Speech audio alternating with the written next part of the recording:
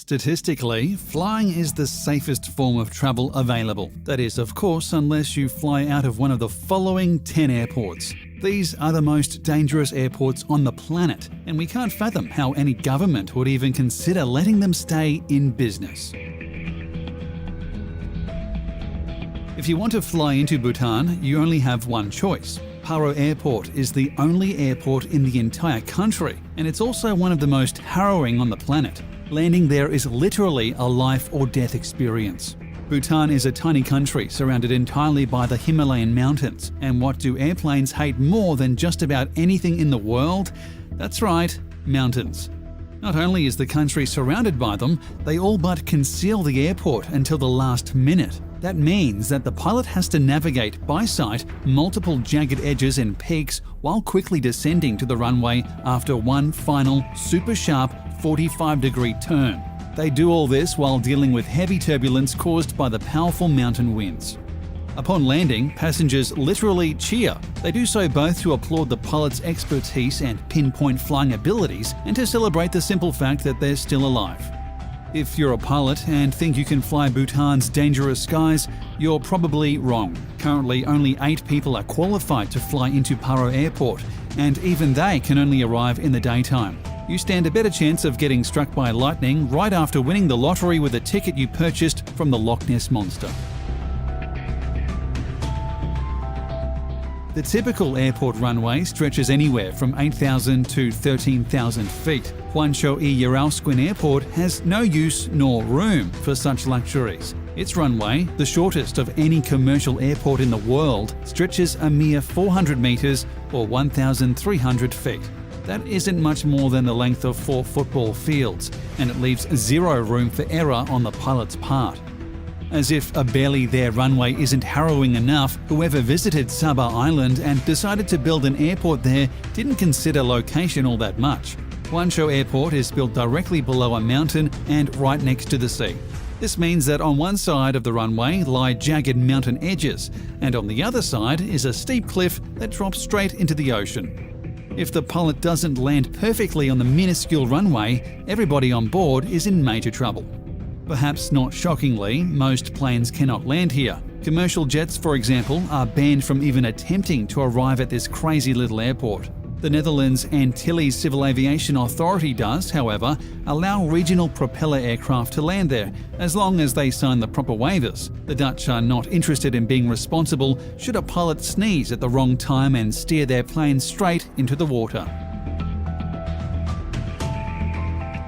If you're wealthy enough to vacation at the super exclusive Courchevel ski resort in the French Alps, you get a crazy, dangerous airport all to yourself.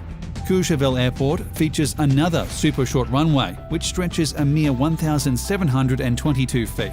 Oh, and it drops off into a steep cliff, meaning if the pilot doesn't gather enough speed while racing down the runway for takeoff, the plane's liable to go careening into the water like Wile E. Coyote realizing he had just run off a cliff. Landing isn't any easier. For one thing, an imperfect landing would mean either a watery fate or a fiery crash into a tower or even the airport itself.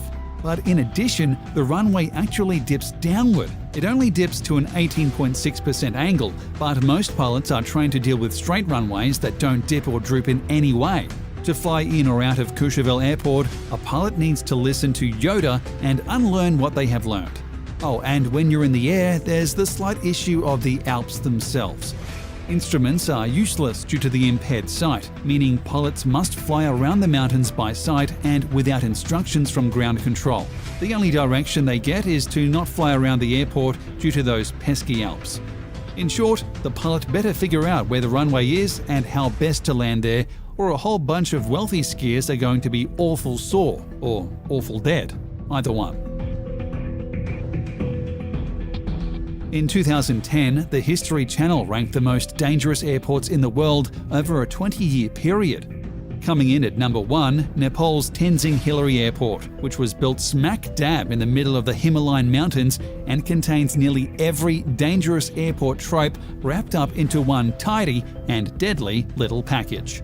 For starters, the airport itself is roughly 9,500 feet above sea level, meaning even while taking off and landing, a plane must deal with wind and turbulence that, thanks to ever-changing weather up high in the Himalayas, could arrive at any time. The runway itself is barely more than 1,700 feet long, and it sports jagged mountain edges on one side, a steep cliff on the other, and a fun vertical drop-off at one end. What's more, the tiny runway surrounded by danger is uneven and bumpy, with an upward curve of around 12%. That's just enough of an angle to make planes lose speed and momentum when taking off, along with gaining too much speed while landing. Unsurprisingly, Tenzing Hillary Airport has recorded many injuries and deaths over its 60-year history.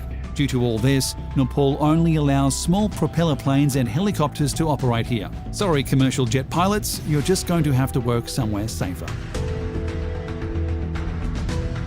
It may be named after one of the greatest soccer players in history, but Portugal's Cristiano Ronaldo Airport deserves all the red flags for its dangerous history and shoddy attempts to become safer.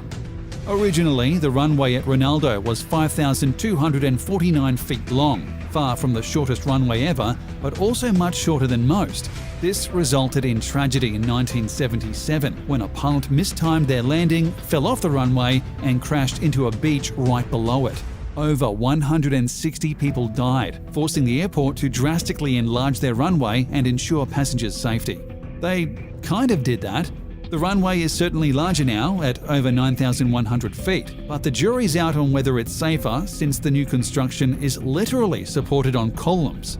The airport erected 180 columns, some right over the ocean, and built their runway extension right on top. These columns endure severe stress upon each landing, and the planes themselves often have to deal with strong crosswinds coming from the Atlantic Ocean. Nobody has died since 1977, but that might only be because they've cancelled many flights thanks to the windy weather. Better safe than sorry, after all. It's fitting that Gibraltar International Airport is named the way it is, because whoever designed the place and chose its location must have had rocks in their heads. The airport's runway actually intersects with a road, and not just any road either. The runway actually cuts through the main road for entering and leaving Gibraltar, which has to shut down every time a plane needs to pass through. It's like Make Way for Ducklings, only far less cute and way more aggravating. Constantly closing down a busy border road has, understandably, led to massive traffic jams and the demand for a tunnel that would let people drive under the runway. Gibraltar has begun construction of the tunnel, but thanks to red tape and other needless delays, it's still not complete. As a result, if you're looking to enter or leave the territory, your only route remains a road that could, at any time, stop everything so a plane can fly through. The airport isn't much fun for pilots either. Thanks to the nearby Rock of Gibraltar and Bay of Algeciras, turbulence and strong wind shears are the order of the day, nearly every day. This makes landing extra difficult and pulse-pounding, as if ensuring you don't crush any cars while landing on the runway wasn't stressful enough. In 1941, the US Department of Defense built Narsarsuaq Airport in southern Greenland, after realizing the country needed a second airport that could service large planes. That's wonderful, except for the part where they picked a terrible location and gifted the country with a less than ideal runway. This airport is located around a fjord, which means strong crosswinds and severe turbulence are typically the order of the day.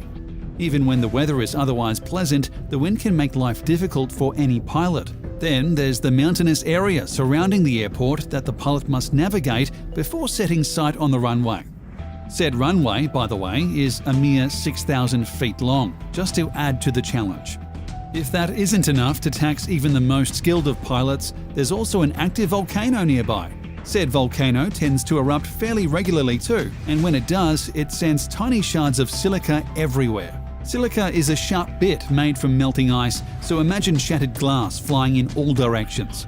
This can and has easily damaged numerous planes and their engines. Sadly, the only thing pilots can hope for here is that the volcano goes dormant, and there are currently no signs of that happening. As it's abundantly clear by now, nobody should ever build an airport that's surrounded by large, jagged mountains. And yet, countries keep doing it, even if the result is needless tragedy after needless tragedy. Many consider Toncontín Airport in Honduras one of the most dangerous airports on Earth, and for good reason. It's completely surrounded by mountains, meaning pilots cannot simply approach their landing head-on like in normal airports. Instead, they must make a quick, sharp descent accompanied by an equally sharp and quick turn. Only after doing so can they even hope to line up with the runway and prepare for landing. Many pilots have failed this task at the cost of lives. The first major accident occurred in 1989 when a plane crashed into a mountainside while attempting its descent. All 132 people on board died. Since then, at least 5 planes, and possibly more, have also crashed into the mountains or the runway itself. These numerous crashes have finally convinced Honduras to do something about this airport. The country has made numerous efforts to build a new, safer airport in nearby Palmarola. Once this happens, only small aircraft and small domestic flights will be permitted to land at Toncontín, and even they would likely rather not. Chances are you've seen pictures of planes arriving at Princess Juliana International Airport in St. Martin. Viral shots of a plane flying right over sunbathers at nearby Maho Beach have gone viral many times over, and for good reason. It looks plain awesome, but the reason those planes fly so close to beach dwellers is far less awesome. Princess Juliana's namesake airport is actually pretty dangerous. With a short runway, just 7,500 feet, pilots have to touch down as early as humanly possible, which translates to low-flying aircraft that look like they're buzzing right over the heads of Maho Beach residents. Unfortunately, this is not without its risks. Strong winds and sand gusts can rip through the beach and overwhelm beachgoers, but that's just the best-case scenario. In the worst case, this landing pattern can take lives. In 2017, a woman was too close to a landing plane and wound up consumed by jet blasts. This unfortunately cost her life. While such things don't happen often, thankfully, it's still a reality and makes those cool Instagram shots seem just a little bit less fun. Scotland's tiny little Barra Airport completely redefines what an airport is, though perhaps not for the better. It's less an airport and more a single building overlooking the beach. The runway, if you can call it that, is right on the beach, and if it's high tide, then the runway literally goes underwater. This leads to almost surreal images of planes landing in the water, though if such a landing isn't timed right, the watery landing can easily become a crash. Occasionally, fog, clouds, or plain old darkness makes landing extra difficult. Rather than let the pilots take their chances, nearby cars have been known to use their headlights to give the pilot the lighting they need to make their landing. It's either that or crash on the beach, so it's good that everybody chips in to avoid such a mess.